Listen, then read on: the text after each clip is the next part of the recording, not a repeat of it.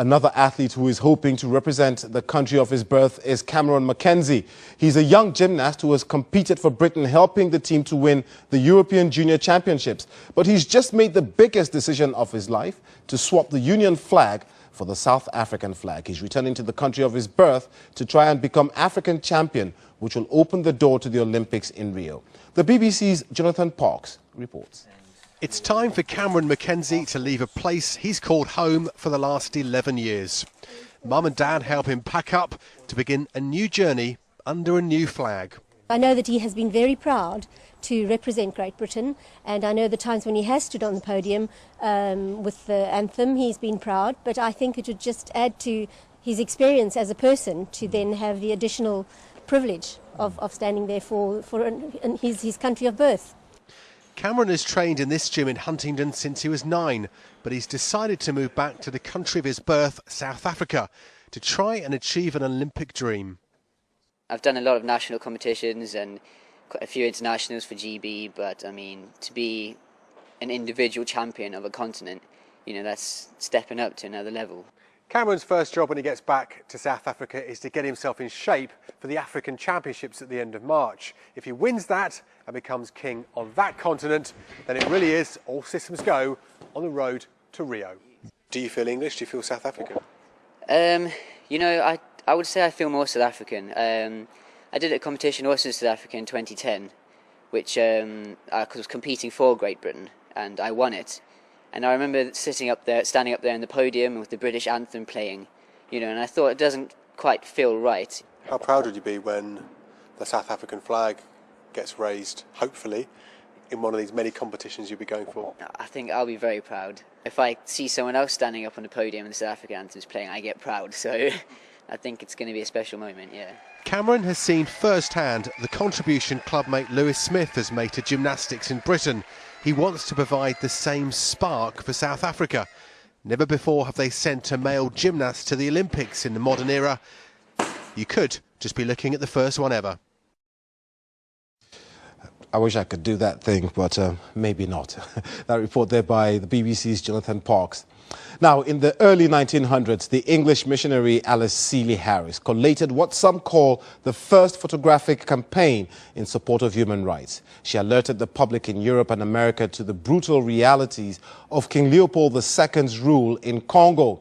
Now, these photographs are being exhibited in London alongside the work of the contemporary Congolese photographer Sami Baloji. Focus on Africa's Sophie Ikenye went to have a look.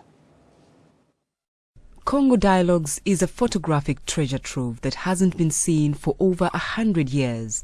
This archive was collated by the English missionary Alice Seeley Harris at the beginning of the last century. It reveals the violent and harrowing conditions that the Congolese people lived in during the reign of King Leopold II. It has been referred to as the first photo campaign in support of human rights.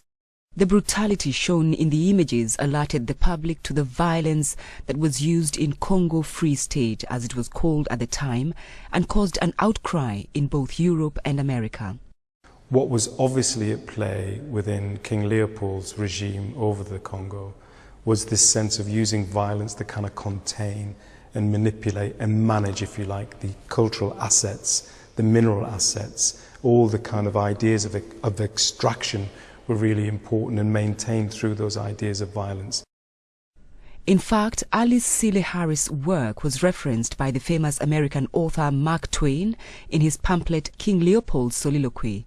Twain made a direct reference to a Kodak camera being an incorruptible witness. The exhibition showcases photographs that publicly exposed the violent consequences of human rights abuses at the turn of the century.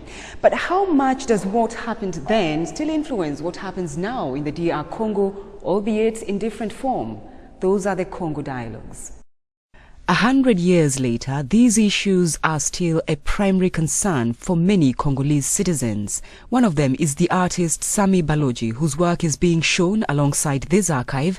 And like Harris, who came a century before him, he continues to use photography as a medium to question current political issues. Baloji's work looks at the consequences and exposes the fractured histories that cast a shadow over contemporary Congolese politics. Il y a certainement des faits qui sont assez Of course, there are some facts from the past that are very relevant and need to be discussed. That's what I do in my work. I work with archive material and elements from the past. Je travaille avec des matériaux ou des éléments d'archives. Congo Dialogues provides us with a rare opportunity to see both historical and contemporary works side by side that examine Congo's colonial legacy. Sophie Kenye reporting there. Before we go, let me remind you of our top stories today on Focus on Africa. The African Union Summit has ended in Addis Ababa. The main topic of discussion today was the crisis in South Sudan. The regional body IGAD has called for Uganda to pull its troops out of the country now that a ceasefire agreement is in place. And the UN has promised sanctions against Congolese armed groups that finance their operations through poaching. That's it from the program. From me, Peter Okocha, and the rest of the Focus on Africa team. Thanks for watching.